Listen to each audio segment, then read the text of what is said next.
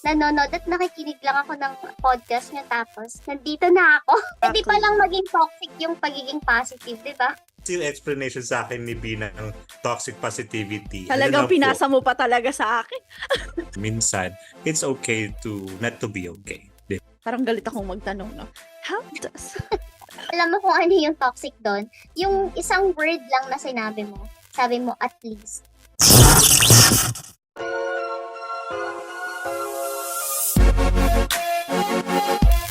Good day, everyone. Welcome to our new episode of the Group Chat Podcast with ABC, the show that talks about life, friendship, and everything nice. I am A, the mysterious brother of all. This is the explicit Bessie. Hi guys, this is C, the fairest of them all. Welcome to our podcast. Hello, chatters! Hi, chatters. Hello, and welcome to Season 5. Season 5. Oh, 5 na Season pala. Okay. So, for today's video, kakasimula ng Season 5 natin. Unfortunately, hindi makakasama si C. Pero, sasamahan tayo ng another C, Nox, which stands for Certified Chatter. Oh, gusto mo yon, Certified Chatter. Pero masasabi ko talagang Certified Chatter siya. So, yung makakasama natin, she is malayo sa akin, pero she's really malapit sa puso at sa esophagus. Esophagus. Esophagus. And she's one of my tita na hindi ko pa nararant dito. Hindi pa. Okay, so I can say na talagang hindi ko pa nararant kasi masasabi ko na she's really masipag, matalino. Charot lang. Hindi, I doubt.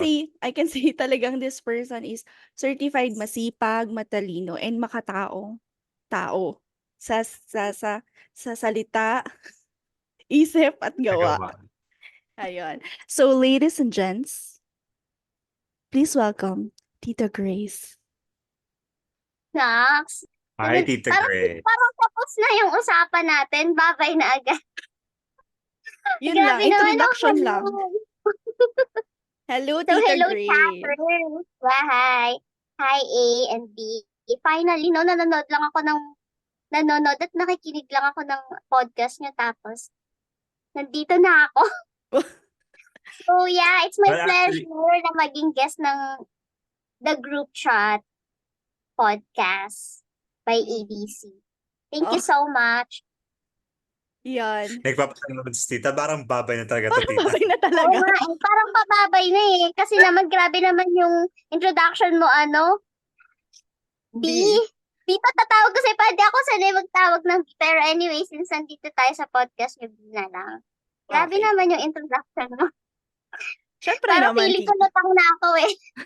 Wala nang isip. Ganun. Pero Syempre anyway, naman. thank you. Sobrang na-appreciate ko talaga to. Mhm. Actually, Tita, hindi na siya talaga natulog. Pinag-isipan yung introduction na yun. Talaga. Hindi, thank you then for saying yes, Tita, di ba? Oo True. naman. Of course. Of course. At saka talagang na-appreciate namin yung pagsama mo dito kasi live na yung comment mo sa amin. Oo nga, no? Hindi na PM or comment. True. True. Ano Okay. lang, actually, silent lang ako, chatters. So, minsan may mga, minsan nag-PM na lang ako kay D. Ito, ay, alam mo, nakinig ako. Ito yung mga takeaways ko. Ganun. Pero minsan, yan yung mga kita niya, mga very, very, lang, mga comments minsan. So, bilang pa lang yun. Mm-mm. Ang tagal ko na actually di nakakapakinig ng nyo. Marami na akong utang na, Na segment. Ay, Oo, kasi sobrang busy ko ngayon. Pero, ayun. Kaya medyo tahimik ako ngayon. may interest na yan. Yung mga utang mo na yan. Kaya Ito na nga yun. eh, Ito na yung oo. interest Ito mo. na yun. Oo, sobrang bayad na to. Bayad ko doon. Hindi mo ito mapapanood, Tita, hanggang hindi mo pa napapanood yung mga previous namin Oo. episode. Okay. So ngayon, Tita, talagang sinabi nga ni A na live ka nang makakapagbigay ng takeaway. So ngayon, ang topic natin ngayong podcast na 'to at episode 1 natin for yung season 5 natin medyo seryoso tayo dito. Unlike sa season 4 na, sa season 4 na Medyo magulo. medyo magulo kami, medyo totoong tao kami dun. Dito ngayon medyo slight ano kami, formal. So, itong topic na 'to actually, sinuggest 'to ni Tita Grace mismo. Tapos, ang topic natin for today, isa sa mga trending na topic sa Philippines, okay? Nag-trending siya because sa isang post ng isang influencer. And then after niya mag-post nun, dun ko lang din na parang nalaman na may ganun pala. Yeah. Okay, so ang sinasabi kong topic is toxic positivity. Okay.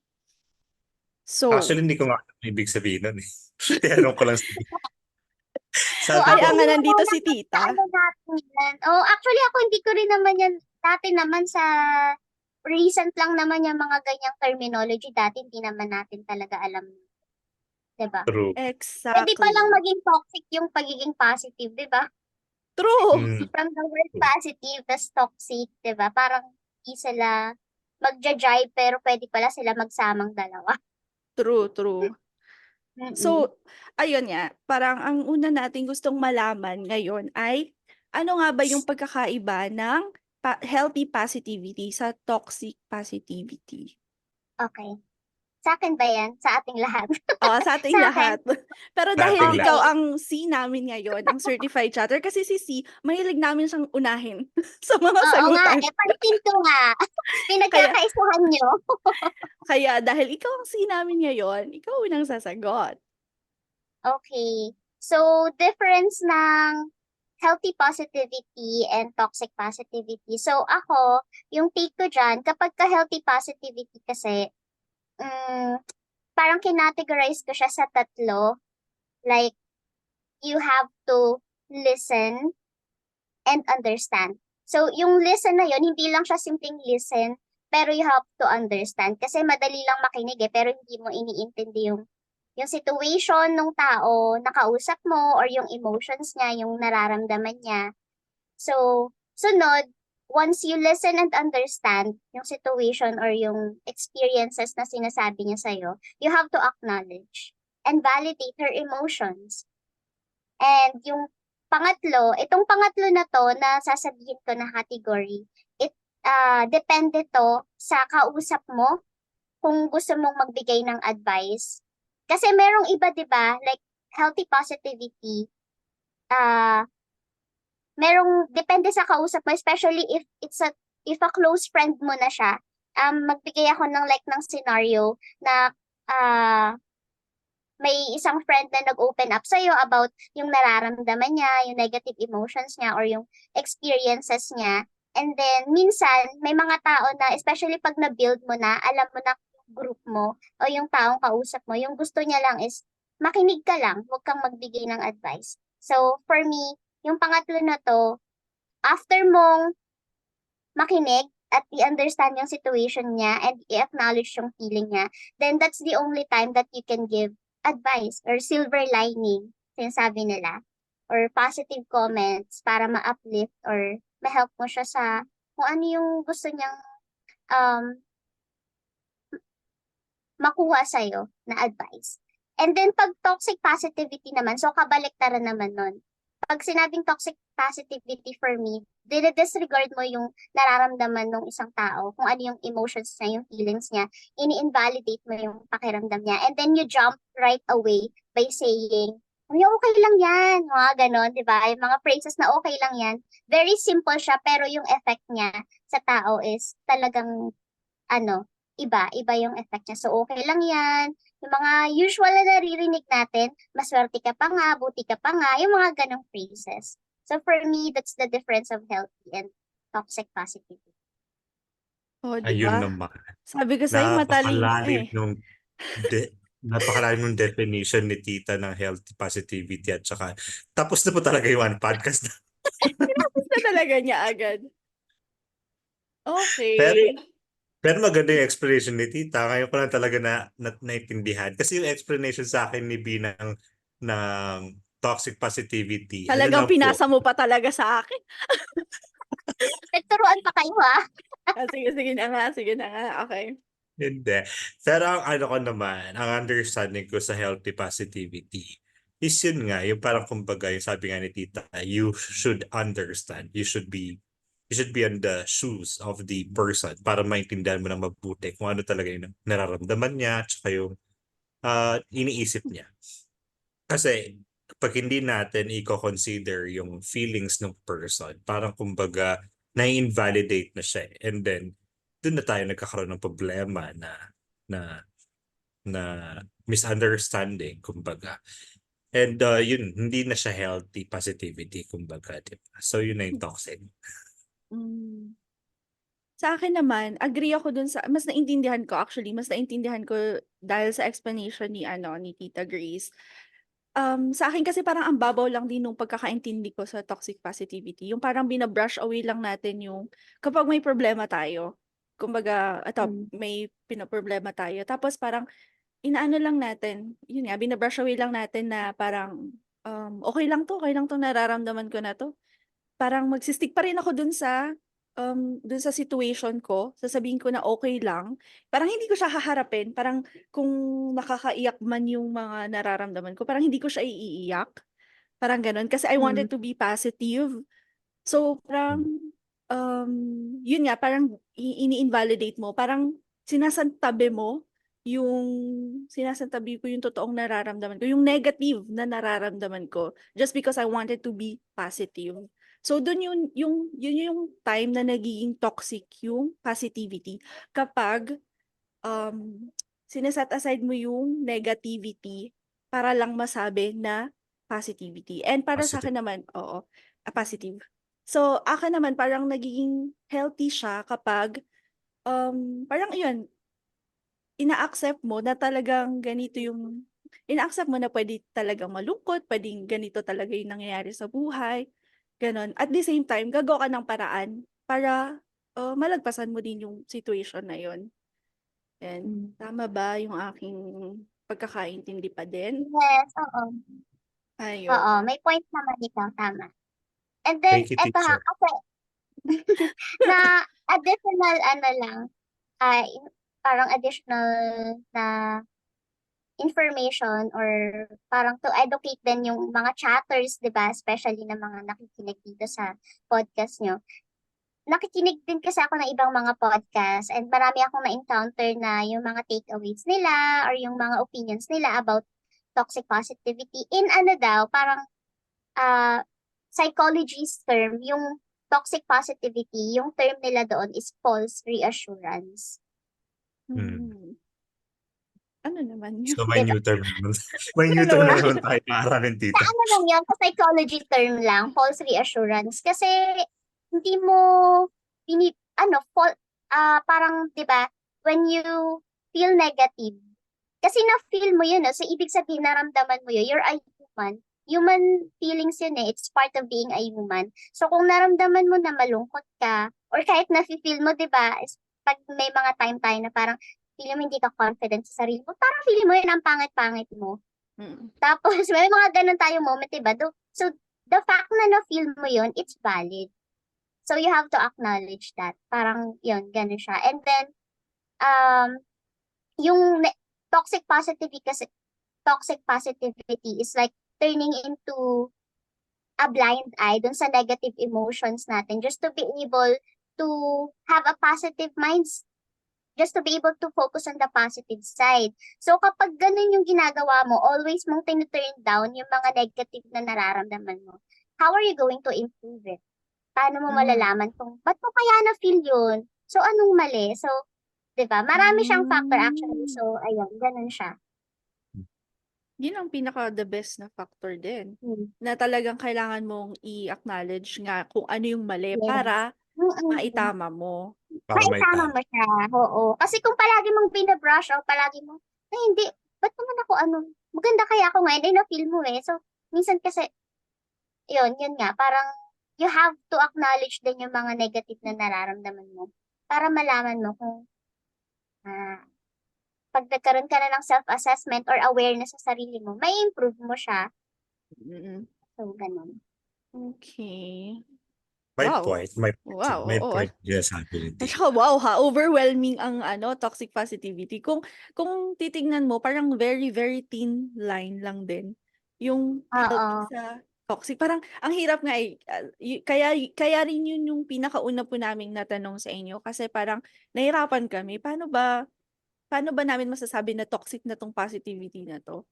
So at least meron tayong na-distinguish natin kung ano ba yung healthy and Good definition of healthy at each saka toxic. positivity. Mm. Yes. Having said that, Tita, ba- bakit kaya yung mga tao inuugali nila yung ganun, yung toxic positivity? It depends para sa akin kung bakit ganon yung response ng mga tao. Like, minsan hindi sila aware actually. Kasi tayo, di ba, guilty tayo dyan na napagdaanan naman natin yan like before kasi hindi naman natin alam nga na may toxic positivity. So, it depends sa experience mo and upbringing mo. Or minsan, nagiging coping mechanism mo din siya.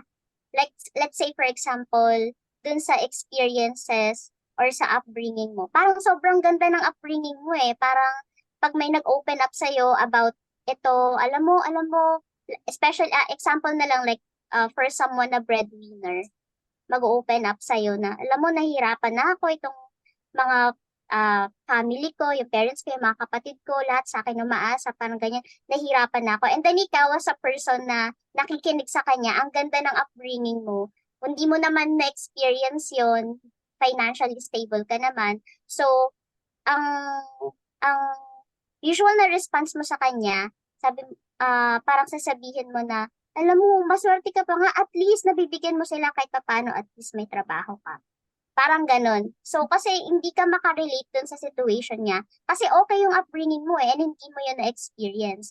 Or pwede din naman, like nasabi ko siyang coping mechanism mo. Kasi minsan, di ba, pag may nag-open up sa'yo, let's say, very positive ka na tao and hindi mo ina-entertain yung mga negativity sa mundo, hindi mo ina-entertain yung negative emotions mo. Kasi, coping mechanism mo yung kapag na-feel mo yun, ayaw mo siyang i-entertain. Kasi, parang pag in-entertain mo yung negative emotion na yun, yun yung parang magiging fall down mo. So, ayaw mong ma-feel yung negative. So, coping mechanism mo na gusto mo lagi ka lang positive. So, sa tingin ko, yun yung mga nagiging one of the reasons why yung tao is nagiging toxic na sila. Yung pagiging positive nila. So, tatlo.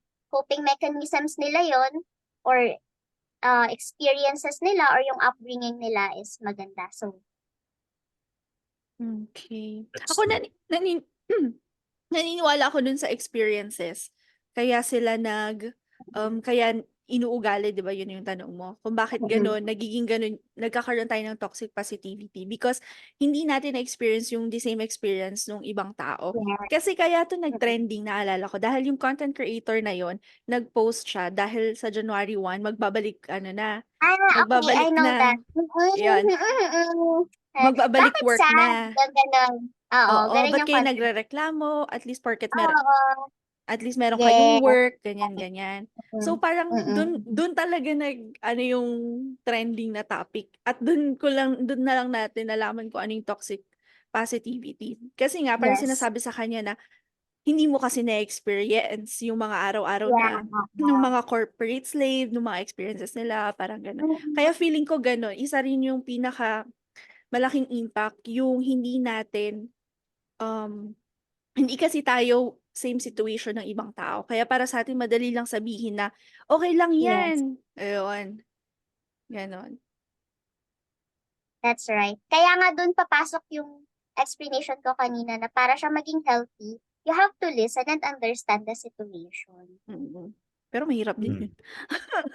Mahirap din yun actually. Totoo naman. And hindi naman tayo like perfect, 'di ba? Kasi everyday we're learning naman. So, from time to time, minsan hindi ka din aware, toxic na pala yung pagiging positive ko. Like, let's say, for example, pag dito kami, like dito yung kapatid ko, like may mga moments na sinasabi niya, ba't ang pangit ko ngayon? Ganyan. Hindi naman eh. Ganyan. So, parang right away response mo kasi yun eh. So, na-disregard niya. Hindi ba talaga? Eh, na-feel niya nga yun na pangit siya. Or kahit tayo, di ba, minsan, ganun din. Parang namang nabago sa ngayon at sa kahapon. Pero, ba't mo kaya na-feel yun? So, yung mga ganun. Yeah, so, tama ka naman doon. Minsan talaga mahirap siya. So, kailangan mo lang din maging careful talaga din minsan. Parang, think before you say something. Mm. Pero actually, the toxic positivity, na-apply din yun sa self, di ba? Sa sarili natin. Kasi ako personally, guilty ako doon. Kasi nga, there are some times na talagang you will feel down or na nalulungkot ka talaga sa buhay. Eh ako kasi ayaw ko talaga ng negativity sa buhay. So whenever I feel that way, yung sinasabi nga ni Tita na cope-up mechanism natin, na nag-iisip na lang tayo ng positivity and we are doing things or we are uplifting ourselves through saying that, nafe-feel ko lang to pero kaya ko namang lagpasan to. Parang kumbaga ganon, di ba? Parang ganon yung Tita, di ba? Yes, tama, Oo. tama. Mm-mm. Diba, Tita? Perfect example yung sa coping mechanism. Oo.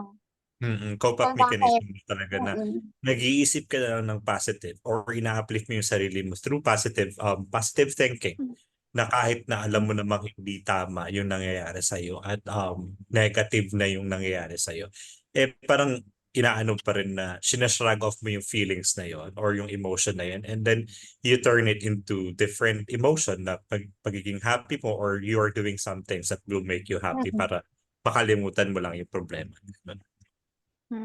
Toxic ka pala, Beshi. Minsan. Joke lang. Joke lang. Toxic sa sarili. Toxic sa sarili. Oo. Pero yung mga advice nga natin, no, na parang nasabi natin, na pag nag-a-advise tayo, paano natin na ano yun, na malalaman? Kasi sabi ni Tita parang be careful. So, paano kaya yung, parang nasabi niya kanina na kapag mag-a-advise kung close, parang ganon, tama ba? Sa atin naman kasi ang nangyayari sa atin, parang kumbaga, atras abante tayo sa mga advices natin. Di ba? Parang kumbaga, kung mapapansin din naman ng mga chatters, parang sinasabi natin ganitong gagawin nila, pero meron tayong laging pero. Di ba? Oo. Ano kasi, like, pag something na ang kausap mo kasi is friend mo, di ba? Kilala mo na siya. Alam mo na kung anong,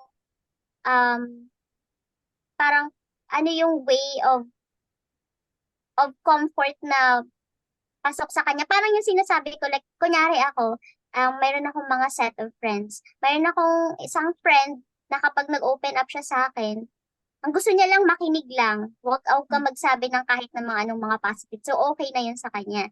Meron naman akong mga friend na kaya siya nag-open up sa akin kasi gusto niya ng advice ko. So, parang ganun. Ganun siya. So, Paano makinig sa face-to-face chat? basis. Paano makinig sa chat, Tita? Pag nag-advise, okay, sabihin mo lang. Parang ang weird, no? I heard Hindi. you. Ganun. Ano mo lang, pipindutin mo lang yung type bar and then ganun lang. Parang yung may 3 dots lang. Oo. Para sabi nga, you're listening. Like, Ganun. kayo ba, may naalala ba kayong like certain situations sa life nyo, either sa friends, family, or kahit yung parang kakakilala nyo pa lang, ganyan, and then, or kahit sa sarili nyo, na feeling nyo naging toxic kayo, ganun. Na ngayon nyo lang nalaman, ay toxic pala yun. May naalala ba kayong mga certain scenarios? Sa akin actually, madalas Tita, when it comes to work, kasi nga, sa work, parang masyado akong stricto. Workaholic na, oo. Hindi naman workaholic, but stricto. Pag kasi yung mga staff ko, whenever they face some problems, lagi kong sagot sa kanila, so, what do you want to do? What do you want me to do? Ganun. Okay. So parang kumbaga, So, hindi mo parang na-acknowledge, oo. oo, hindi ko muna sila, minsan, hindi ko sila pinapakinggan. Parang gusto ko kaagad na solusyonan without even asking kung bakit nangyari yon, kung kung may solution na ba sila sa problema na yun. Ako kasi nagbibigay kaagad ako ng solution. Ayoko yung ang dami-dami pang, yung kumbaga yung going around the bush. Oo, oo. Ako naman dita, parang feeling ko, kapag may nagsasabi sa akin ng problema nila, lagi lang ako nag-a-advise kahit hindi ako tinatanong. Tapos feeling ko lang, ngayon ko lang na-realize, yung advice pa na binibigay ko, yun pa yung bagay or ways na effective sa akin. Parang Oo. hindi ko na-consider na effective ba to sa tao na Yun, yun. oo. Yung gano'n. Parang lagi ako nagbibigay na, ganito gawin mo kasi ganito ginawa ko. Parang gano'n. Parang feeling ko dati, kino-consider ko lang siya na magiging tough, parang tough love lang yun. Kaya ako nagbibigay ng hard na advice or mga Mm. real talk na advice. Gano'n. Hindi ko kinonsider na minsan hindi pala yung mag-work sa lahat ng tao. Pwedeng nag-work Yeah. sa akin, sa kanya hindi. So Or sa parang, iba. oo, parang gano'n. Depende din Kaya, talaga kasi sa situation at saka mind ng tao. yeah, depende sa situation at sa taong kausap mo. Kaya minsan, you have to know your audience din, di ba? Parang kausap mo, mag-work ba to sa kanya? Ganon. Baka gusto Mm. niya lang, pakinggan mo lang siya, or gusto niya, magbigay ka ng advice. Ganun. Ako quiet na lang So, talaga yan. akong quiet na lang talaga. Mas naging toxic naman na yun. Toxic na pala ulit yun, yung quiet ka na lang. Ayun. So at least Quiet ka ngayon, wala, quiet parang ka. wala kang pakialam. Wala ka nang pake. Hindi, at So least ngayon depende alam na din natin talaga. maging Depende careful. sa kausap. Yes. Yeah, oo. Mm. Okay, moving on. Yung next question ko is, how does society contribute to the promotion of toxic positivity, particularly on social media platforms? Parang galit akong magtanong, no? How does? Kasi parang nahirapan din ako. Parang Nahirapan din ako. seryoso tayo talaga. Nahirapan din how, ako sa tanong ko. Paano yung parang society ko na nga, paano how tayo does society, nakaka-promote paano tayo nakaka-promote ng toxic positivity sa community natin, lalong-lalo na sa social media kasi talagang boom ang social media. Maganda rin tong question na to kasi parang baka tayo na yung nakakapag-contribute, 'di ba? Baka tayo mm-mm. mismo nakakapag-contribute sa Well, ano. actually, everyone naman. Diba? Hindi naman natin maiiwasan yun kasi parang Oo, human totoo. nature na yun eh. Diba? Parang, Mm. lalo na ngayon na pinapahalagaan natin yung mental health ng bawat isa. So parang, kung may negativity man na tayong natatanggap from other person, we tend to block those negativity by thinking positive, di ba? Parang kumbaga, kahit na negative na yung nafe-feel ng kaibigan natin or kakilala natin, positive pa rin yung binibigay nating feedback sa kanya, pero hindi natin alam na yung yung positivity na binibigay natin sa kanya is toxic for him or for her, di ba? Kasi hindi tumutugma sa nararamdaman niya or sa solusyon na gusto niyang mangyari. Yun yung mga hindi tayo aware, no? Na ginagawa pala Yes. natin. Kasi, alam mo, kapag ka nagbibigay ka daw ng advice minsan sa isang tao, actually, minsan, you're pertaining to yourself, Totoo not yan. sa ibang tao. True. Oo. Yung katulad Mm. nung sinabi mo kanina, di ba? Mm. Pag ikaw, gawin mo to kasi yun yung nag-work sa'yo. Mm. Oo. At Kaya least, baguhin mo na yun, B. binabago ko na talaga. Hindi naman ako nagsasalita. Sinasabi ko nga sa'yo. Bago na siya, Hindi na hindi ka na nagsalita. nagre-reply. Hindi ko na siya sinasabi advice. Uy, may kwento ako sa'yo. Gano'n na lang. Ito yung nangyari sa akin. Nasa sa'yo na yan kung ano. Gusto mo. Charot lang. Going back to my question, tita. So ako, correct me if I'm wrong ha, ang pagkakaintindi ko dito, especially, especially dun sa mga tao na talagang, alam mo yung tutok sila sa social media, talagang yung active sila sa mga social media platforms. So madami silang nakikita doon, di ba? So doon papasok sa akin yung unang-una, like comparison. Mhm. Like, for ikaw, ako personally, like, syempre, minsan pinagdaanan naman natin tong phase na to, di ba, sa life natin, na marami kang nakikita sa social media na mga kung ano-ano, like, for example, itong magbibigay na lang ako ng certain situations. Like for me, like duman ako sa phase ng life ko na parang sobrang negative ko na. Talagang hindi ko mag-grasp yung mga positive. Parang sobrang negative ko, ganyan. Parang kasi parang may hinahanap ka, ganyan. So may nakikita ka sa social media na mga kasabayan mo siguro or like mga kakilala mo, bakit siya parang ang dali lang ng life niya, ganyan. Ba't parang siya, eto na siya, oh, parang, doon na siya sa taas, as ako nandito, sabay lang naman kami dati, parang ganon. So, ang magiging cause nun sa akin is masa-stress ka or magkakaroon ka ng anxiety or worse, yung depression. So, maapektuhan yung mental well-being mo, yung sanity mo, ganyan. Magbigay din siguro ako like ng mga like specific para mas maintindihan ng iba yung ibig kong sabihin. Like for example, ikaw, parang kino-question mo yung sarili mo na bakit ano, ah, parang you're aiming for something more, pero iba-brush off mo yon kasi sabi mo, ano ka ba? Maswerte ka na nga eh. Maswerte ka na, may work ka. Maswerte ka na, oh, may komportable yung bahay mo. May tinutuluyan ka, may nahihigaan ka, may nakakain ka. Tignan mo nga yung nakita mo dun sa social media, oh. Walang bahay, binaha, ganyan. So, yung mga ganun, dun papasok sa akin. So, and kapag ka masyado mo kasing bin-rush off lahat ng emotions mo, especially yung nararamdaman mo na mga negative emotions, dun ka mas nafe-feel mo na may mali ba sa akin? Ba't ko to nafe-feel? Siya nga, oh, maswerte pa ako, mas privileged ako, yung situation ko, kaysa sa kanya, tas mafe-feel ko to. So, doon. So, for me, yung nagiging cause nun is yung stress, di ba? Mas anxiety, mental health, depression. Yun yung point of view ko dun sa questions.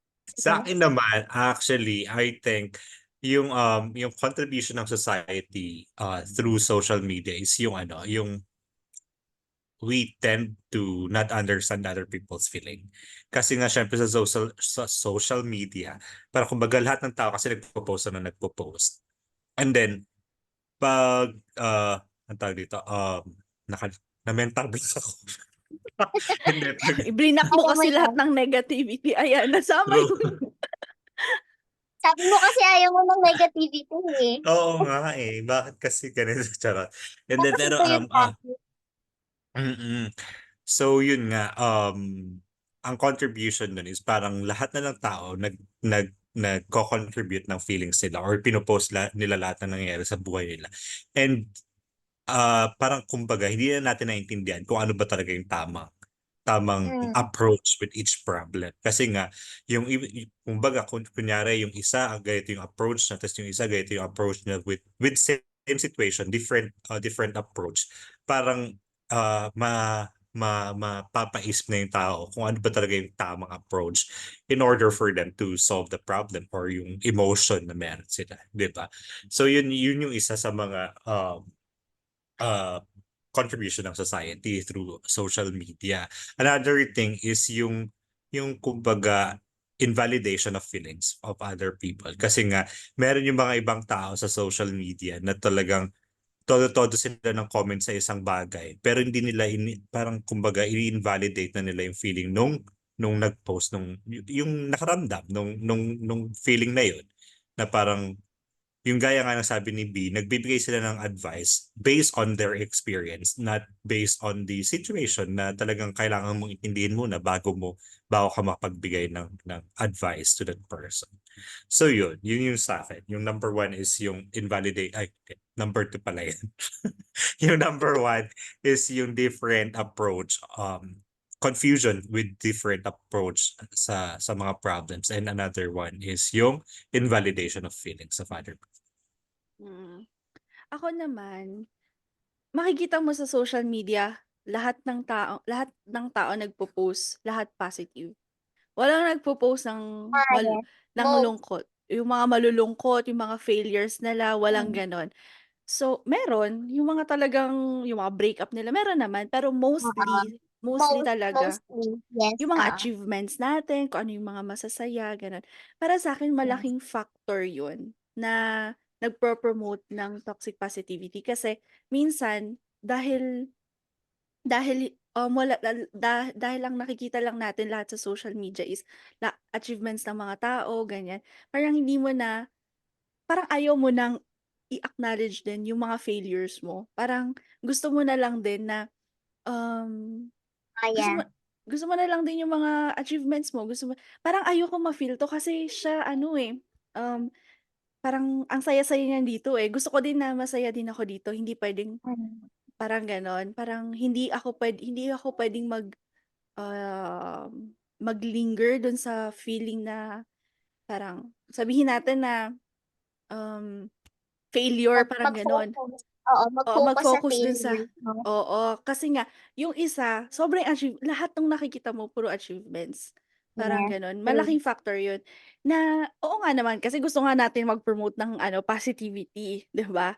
Pero Mm. minsan dahil doon nagiging toxic na, yun na nakikita natin. Tapos yun parang katulad sinabi ni A na kapagka merong, parang sabihin natin may nag-post, gano'n. Tapos yung mga comments natin parang hindi tayo parang insensitive tayo sa mga comments na binibigay natin, yun. Na parang parang hindi ka na puwedeng, parang dapat perfect ka na sa ano, paningin nila, parang gano'n. Kapag Mm. And then actually, gusto ko lang sabihin na parang kumbaga sa social media, gaya nga nung sabi mo kanina, lagi nating pinoportray yung achievements lang natin. Kasi for me, ang interpretation ko doon is like, parang ayaw mo kasi kaawaan ka ng ibang tao na parang, ay, ganito yung nangyayari sa kanya, nakakaawa naman siya. So parang kumbaga, pinapakita mo lang sa kanila na ito ka, na malakas ka, na ito na yung mga na-achieve mo sa buhay, or yung mga iba naman, gaya ko na hindi masyado nagpo-post sa social media, si parang kumbaga, tini, ah, parang ayaw mong ma-judge ng ibang tao kaya hindi ka rin nagpo-post masyado sa social media, or kung nag-post ka man, magpo-post ka lang talaga ng mga nangyayaring achievement sa buhay mo, di ba? True. At yung epekto nun, yun yung sinabi ni Tita Grace kanina. Parang yung na-experience niya, parang yun yung pinaka-epekto nun. Dahil sa mga nakita niya sa Yes. social media, parang na-invalidate na yung mga yan na. Parang so ano, kayo ba, paano ba natin so unaware tayo na gano'n na pala yung napo-promote natin, gano'n na pala yung nagiging ano natin, Mm. influence. So paano, 'wag So na lang din paano? mag-social media.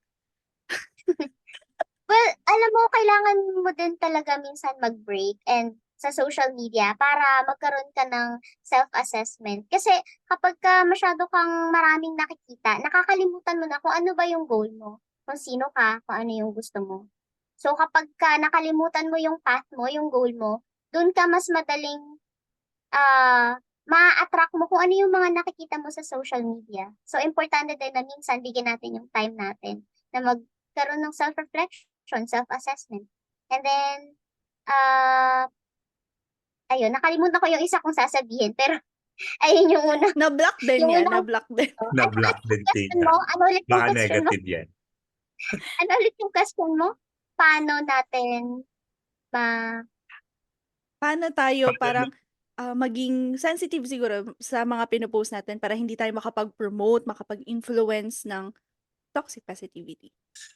sa akin, I think, um, maging ano tayo, para kumbaga maging aware din tayo na minsan it's okay to not to be okay, 'di ba?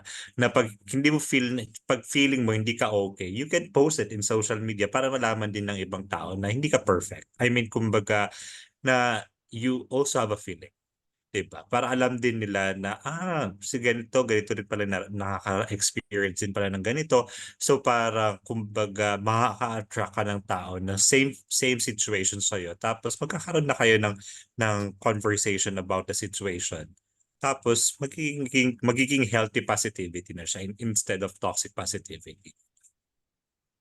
Siguro kailangan nating i-accept na hindi lang talaga good vibes lagi ang buhay. Kaya True. sometimes puwede rin na tayong mag-post sometimes ng bad vibes. Bad vibes, hindi naman magbibigay ng Hindi bad naman vibes bad sa'yo. vibes na Oo, totally na parang yung reality lang, hello reality check, parang gano'n.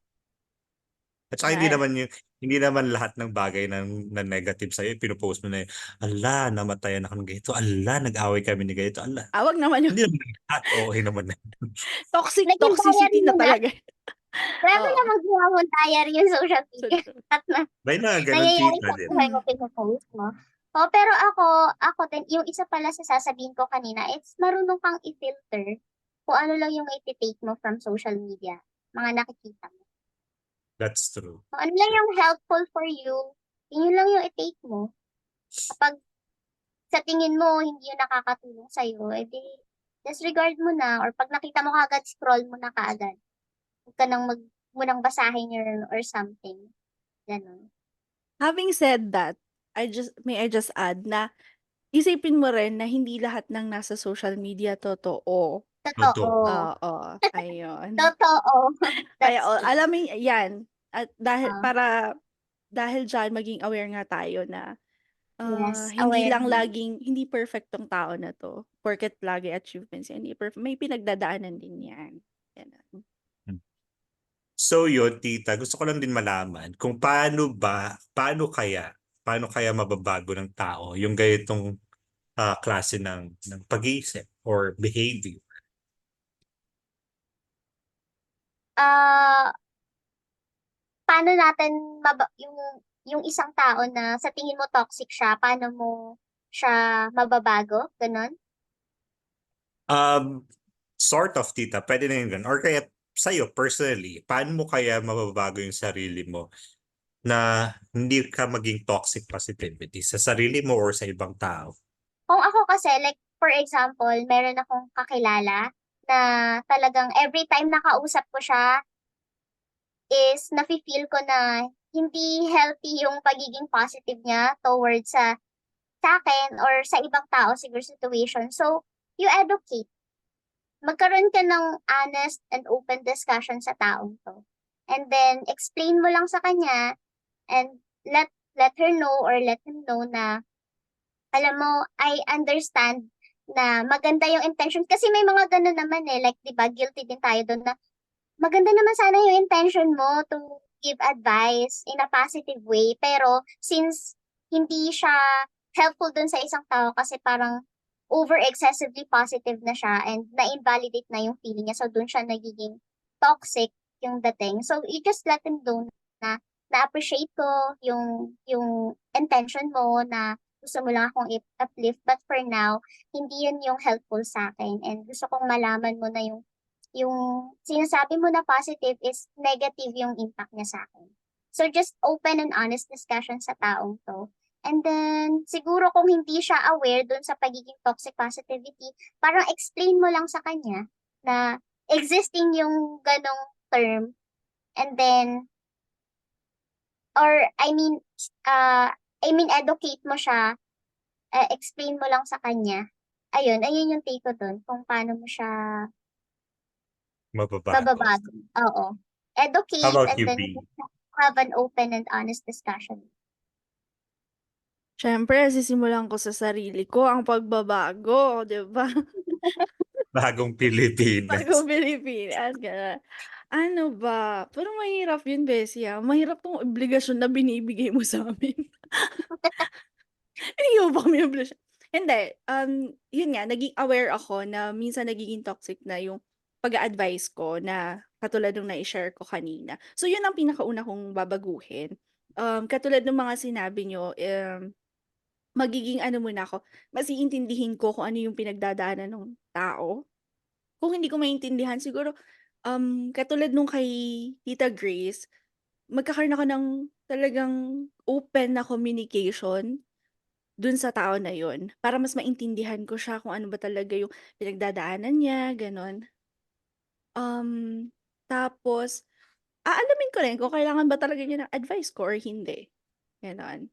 Tapos sa akin, hindi na rin siguro 'pag sa social media naman, hindi na siguro ako yung parang magbibigay ng mga magpo-post about sa, katulad nung ginawa nung content creator na hindi nai-invalidate ko yung mga nararanasan ng mga ibang tao na parang, "Wag na kayong magreklamo." Yung mga gano'ng post, yung mga gano'ng linyahan, parang gano'n. Iiwas ako do'n. Hindi lang sa social media, pati do'n sa mga in person, sa personal, sa mga ka-family ko, sa mga kaibigan ko, gano'n.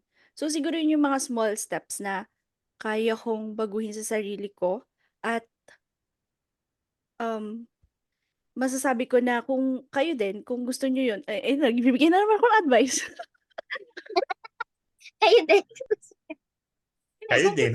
kung gusto niyo yun, gano'n din yung puwede niyong gawin din yun, 'di ba? Ayun.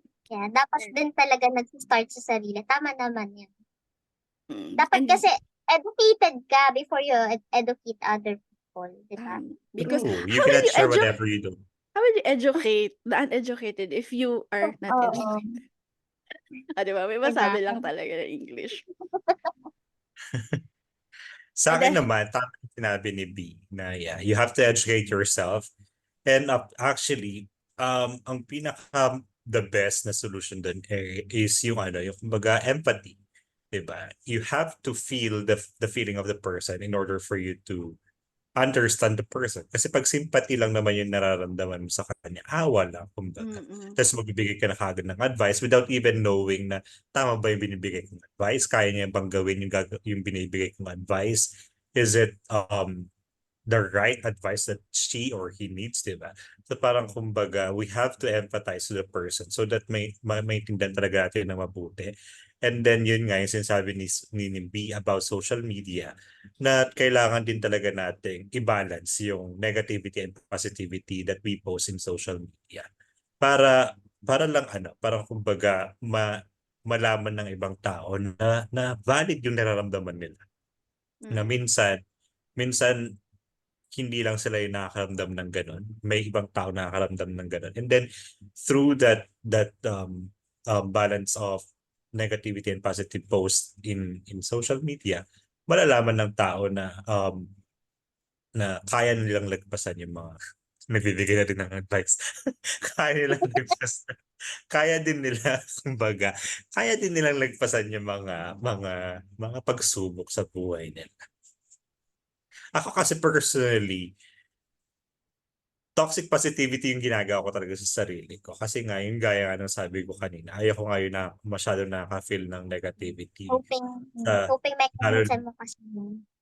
lalo na sa sarili ko. Ayaw ko talaga. Kaya nga, kaya positive ako sa lahat ng bagay.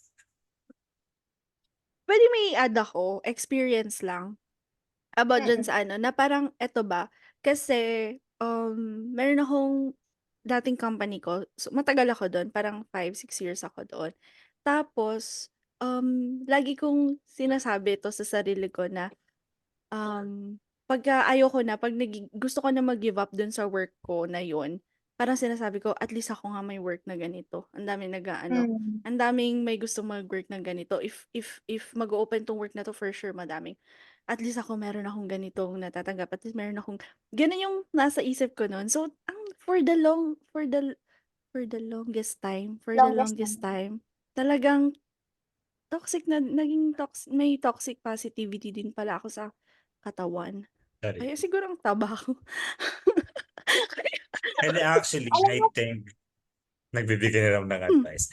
And actually, I think the reason why you think that way, kasi nga, syempre, OFW ka. So parang iniisip mo na lang na kailangan mo maging thankful because you have this job. Kasi kung wala kang ganitong trabaho, wala ka rin dyan sa bansang kung nasaan ka man, di ba?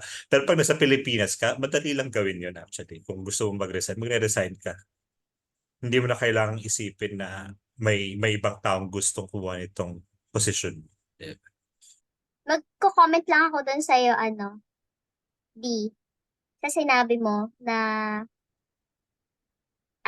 tawag dito, parang toxic ka sa sarili mo dati. Alam mo kung ano yung toxic doon? Yung isang word lang na sinabi mo. Sabi mo, at least.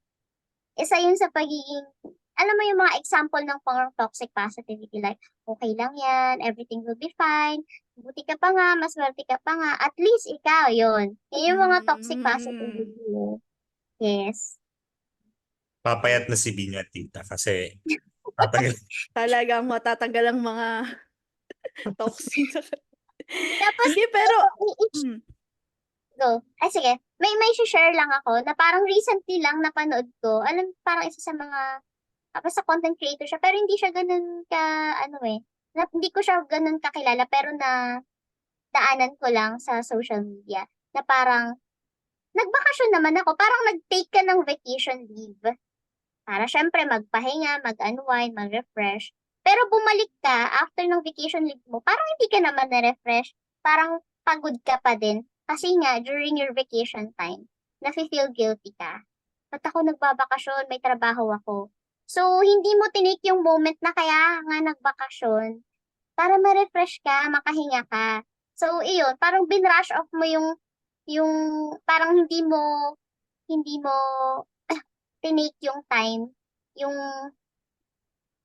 yung tawag dito, yung moment na magpahinga ka. Yun lang. Parang i-share ko lang. Oo, meron din naman kasi mga ganun na sobra yung pagmamahal nila sa trabaho nila. Na talagang Oo. iniisip pa nila yung trabaho nila habang nakabakasyon sila. Gaya nga nung sabi nila, you have to balance your work and your life, di ba? Kumbaga, kung wala kang Correct. trabaho, huwag mong isipin ang trabaho. Yun ang Tama. lagi kong sinasabi yun dito, tita, na parang dapat mong i-segregate yung buhay mo sa trabaho at buhay mo personally para hindi ka Boundaries. Oo. Yes, the Totoo balance. yun. Ay, nakakatakot din pala 'tong parang lahat ng mga sinasabi natin na medyo nakakatakot lang din na ugalihin or talagang ano ba 'yun, maging part na siya ng buhay natin yung toxic positivity. Kasi Mm. talagang nakakaapekto siya ng mental health. Yes. Mm, Nakakaapekto na Especially sa panahon ngayon. Kasi sa atin dati mm. hindi naman natin yan alam di ba? Ang ang usual na response natin kapag ka may nag-o-open sa atin, "Wag mo ngang isipin yan, wag mo ngang maramdaman yan." Gano'n 'di ba? Akala natin yun yung best way to respond sa situation, pero hindi pala. Kaya pala 'di ba, parang naiipon siya ng naiipon, ta's dun na mafi-feel mo na, hala, hindi ko na-acknowledge yung naramdaman ko dati tuloy ngayon ka nagsa-suffer, gano'n, Hmm, 'di ba? totoo. ang best solution talaga is to face and acknowledge the problem so that maaayos mo siya kaagad right away, di ba? Kasi pag gaya nga ng sabi ni Tita Grace, pag binabrush off mo yung mga feelings mo na gano'n, may ipon at may ipon. Tas there will come a time na hindi mo nakakayanin lahat ng nararamdaman. Okay. So, isa na lang ang masasabi ko na, ah, depende sa inyo kung iti-take niyo or hindi, na tao tao lang tayo at okay lang talaga lahat ng mga nararanasan natin. Yun nga, it's okay not to be okay. Pag True. hindi ka talaga, kung hindi mo talaga feel na maging okay, damahin mo, iiyak mo.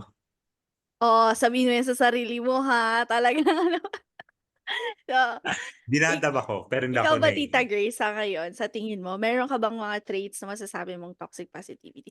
Kasi parang si A, nasabi niya nga na parang gusto lang niya maging positive lagi.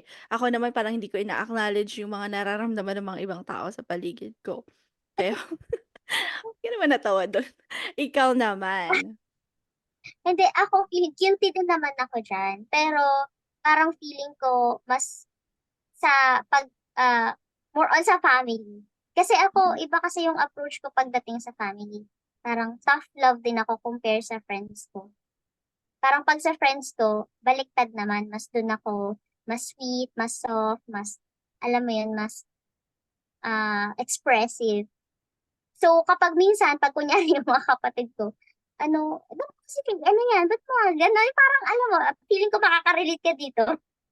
Kasi parang gusto mong ano ka ba, ba't parang katulad example na lang, parang yung kapatid kong lalaki kapagka tawag dito, nagme-message siya sa'kin or nagsasabi siya na nase-stress siya dati nung nag-aaral pa siya kasi graduate na siya, eh. Kapagka nagsasabi siya sa'kin na, nahirapan daw siya, ganyan. Nahirapan siya, ganyan. Sasabihin ko, "Buti ka nga, ikaw ang nahihirapan ka lang, emotional emotional support lang. Eh, ako dati financial, emotional," parang gano'n. So, do'n ako feeling ko negative, toxic yung pagiging positive na nabibigay ko sa kanya, yung yung advice na nabibigay ko sa kanya, gusto ko sana, kasi yun yung sinasabi ko, parang gusto mo siyang bigyan ng advice pero hindi pala yun helpful sa kanya. So, dinidisregard ko yung nararamdaman niya na nahihirapan siya. Kasi kino-compare ko siya. Ikaw yan lang yung problema mo. Isa lang, ako dati dalawa, parang ganun. So, doon feeling ko, guilty ako sa ganung part. Mm-mm. So it Oo. runs in the blood pala talaga ang tough love sa inyo. Ang tabla-bla. Oo. Hindi, actually, parang kumbaga Actually. lahat naman ng tao ginagawa yun. Hmm. Lalo na Yes. pag pamilya natin. We really tend to Mm. keep that love, diba? Para matuto sila. Minsan That's kasi, right. kung hindi natin gagawin yun, hindi rin sila mag-e-effort. Unlike sa friends natin, iba kasi yung level of pagmamahal natin sa friends at sa family. Diba? Pero iba din yung kapag yung friend na turn into family. Nagiging tough love na rin ang naibibigay That's talaga. true. Ayun. That's Wow, ang dami namang take nito. Parang napaisip ako sa madami kong ginagawa. Oh my gosh. Hindi. Ano talaga, maging careful lang din talaga tayo, di ba? Hindi Careful na sa words. Especially word. ngayon, yung mga words natin, dapat talaga, hindi basta-bastang binibitawan. Kasi, Mm-mm. iba Totoo. yung nagiging impact niya sa tao. Yun nga sinasabi ko sa'yo, B, Leanne, Mm. na at least, yun lang yung word na sabihin mo. Ay, at least, okay. Mm. Totoo yan. Hindi na talaga ako yung at least na ganyan. Hindi na. Ayoko Hindi na. ka na gagamitin. Grabe din ang pinagdaanan ko Ayaw. sa 6 years na yon dahil sa totoo yun, grabe yung pinagdaanan ko sa 6 years na yun dahil doon sa mindset ko na yun Totoo. na at least. Hindi ka tumaba actually, hindi ka tumaba dahil dun sa stress eating. Ito naman, nag-focus pa talaga doon eh. And then, may i-share lang din pala ako kasi parang na-connect ko lang siya dito dun sa topic. Parang may nabasa ko sa isang book din. Mhm. Kapag ka, kunyari na feel bad, may negative kang naramdaman. Yung negative yung emotion mo. Tapos, negative na nga yung emotion mo. Tapos na-feel bad ka pa kasi na-feel mo yun. Parang double, alam mo yun, may term siyang binigay doon eh. Hindi ko alam kung nabasa mo na yung book na yun. Parang The Subtle Art of Not Giving an F. Marami, parang self-help book siya. Ay, Parang of doon G yung nabasa ko dito. Hindi of F. Of S doon yung akin. F na of S yung sa akin. F sa'yo. Hindi ko pa nababasa ngayon. Babasahin ko siya this year. Oo. Parang doon, basta ma-encounter mo yung ganong. Parang may term silang binigay doon na feel mo na yung negative emotions mo, tapos parang na-feel bad ka pa kasi na-feel mo yun. So, parang doble-doble. So, okay na. Na-feel mo na nga yung negative. Huwag ka nang ma-feel bad kasi doon nga papasok na valid yung emotions mo. It's part of being a human. At Double saka we're click not kumbaga. living in a perfect, hindi man tayo perfect, di ba? Totoo. Ayun. We're not Double perfect. click ka sa ginagawa mo. So, So, yun nga, double kill. Parang ganun. Okay. okay. So yun na nga mga chatters, as what Tita Grace said earlier, ang healthy positivity is you should understand the person, understand the situation, and of course, i-validate mo yung feelings ng tao din, di ba? And i-balance mo din kung yung tao bang yun gusto bang makarinig ng advice sa'yo or gusto lang ng makikinig sa kanya. So, kailangan mo talagang kilalanin yung tao bago ka magbigay ng mga positivity mo dyan para naman maging aware ka rin sa sarili mo kung tama ba yung ginagawa mo sa ibang tao or hindi. Mhm. Yes. And simulan ang pagbabago kung gusto natin mawala ang toxic positivity. Simulan mo sa sarili mo. And maganda yung sinabi ni kanina ni Aiden na note ko din talaga yung empathy. Maganda din 'yon. Maganda din Thank you. 'yon. Thank you. Good listener ako diyan. Ayun. So, anong masasabi yung final takeaway niyo naman Ikaw, Tita Grace, nakapag-final takeaway na si A. Ikaw naman. Ako, yung ano ko is it's okay not to be okay. Kasi nga, we're human. It's part of being a human. So, kung na-feel mo yung negative emotions, that's okay kasi dun ka din mas matututo. Dun mo mas malalaman kung paano mo i-improve yung sarili mo. Hmm. Wow. I have to agree with A and Tita Grace na yun nga, tao lang tayo, hindi tayo perfect, valid makaramdam ng negative, okay lang na minsan mapunta tayo sa isang negative situation or difficult situation. So, yun, maging ano lang tayo, accept lang natin yung mga bagay na yun. And ganun talaga ang reality ng buhay. That's Ayun. right. And I thank Thank you. you. Ayun. So thank you very much, Yeah. Tita Grace, for enlightening us with this topic. Kasi nga, hindi talaga namin, honestly speaking, hindi ko talaga alam kung ano ibig sabihin ng toxic positivity. Mm. Ngayon ko na nalaman talaga yung totoo. And ang gandang topic kasi hindi nga napag-uusapan. So katulad ni A, katulad ko, hindi talaga kami fully aware dito. And syempre, maganda rin na at least napag-usapan natin. Alam na natin yung gagawin natin sa susunod, 'di ba? Yes. Mhm.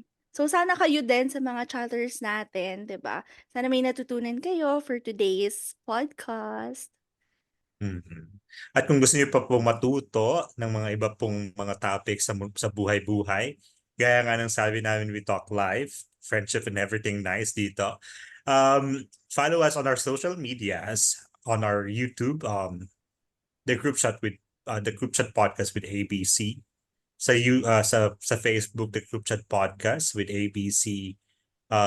Sa TikTok is the group chat podcast by ABC tayo doon, by ABC. Yes. And sa Spotify, the group chat Spotify. podcast with ABC. Yeah. So yun, maraming salamat, Tita Grace, Yes, for thank you. joining us, Welcome. enlightening us for You're welcome. today's Thank you. video. Yeah, thank you din for having me. Grabe. Hindi ko Hindi pa na-expect to sa'yo yung to, last, tita, ha? Tita. Next episode Ha? ka. Ikaw ulit, Next tita episode. Grace. Actually, ikaw ulit, tita Grace. Wow, sobra. Sobra dami, Yeah. hindi, totoo din, ang dami ko talagang natutunan. Salamat, True. salamat talaga. Hanggang sa susunod muling episode 2. Episode 2. Hindi, Agad. pero actually, ang ganda ng discussion ni Mm. Tita kasi talagang ano tayo, na enlightened, Mm-mm. na-educate talaga tayo dun sa topic na to. Ayun. Thank you, Tita Grace. Thank you, You're Tita Grace. welcome. Thank you Diba? then. Thank you so much. Bye, Tita. Thank you so Bye, much. tita. Bye, chatters. Bye, chatters. Sana may napulot kayo. Yes naman. Marami po. And that's a wrap. Thank you for listening to our latest episode here in the Group Chat Podcast with ABC. We would be happy to be connected with you guys. Please subscribe and follow us to our channels. For Spotify, the Group Chat. For YouTube, the Group Chat with ABC. For Facebook, the Group Chat. Thank you so much, guys. Join us again on our next episode this coming Friday. Bye-bye.